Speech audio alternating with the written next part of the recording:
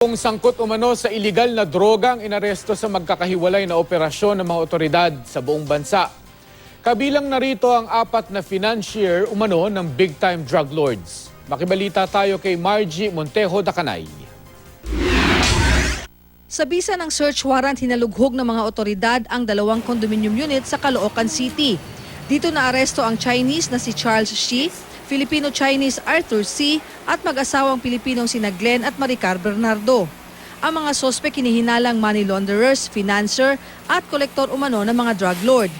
Nakuha sa operasyon ang pakete ng hinihinalang shabu, ilang ledger, passbook at ATM cards. We are now hitting the the managers of the drug lord kasi ito yung the heart of the drug lord. Kasi kung walang pera, wala. Itinanggi naman ng mga sospek na sangkot sila sa drug trade.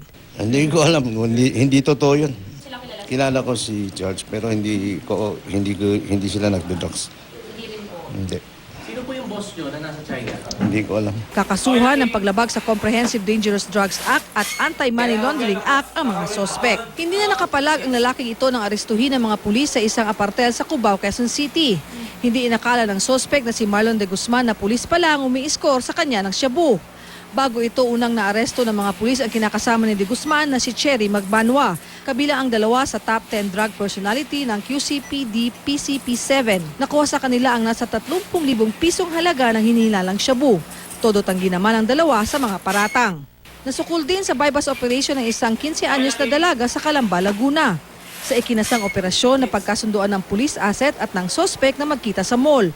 Nang magkaabutan na, dito na inaresto ang dalaga. Nakuha sa kanya ang nasa 100 gramo na hinihinalang shabu na nagkakahalaga ng 200,000 piso. Nasa pangangalaga na ng City Social Welfare and Development Office ang menor de edad. Sa Davao City, 2 tulak umano ng droga ang naaresto sa magkahiwalay na operasyon ng mga pulis. Unang naaresto si Joe Miserano matapos mabilhan ng pakete ng hinihinalang shabu sa bahay nito. Itinanggi niya ang paratang. Sa Rosalina Village naman naaresto si Richard Basanyes matapos mabilhan ng marijuana. Aminado ang sospek na kanya ito. Sa checkpoint naman sa Mandawi City, Cebu, natsyempohan ng mga pulis ang #1 high-value target na si Crescenciano Heyrana. Nakuha sa kanya ang 59 na pakete ng hinihinalang shabu at kalibre 45 baril. Aminado ang sospek na kanya ang mga ito. Margie Montejo Dacanay, Nagbabalita, Pilipinas.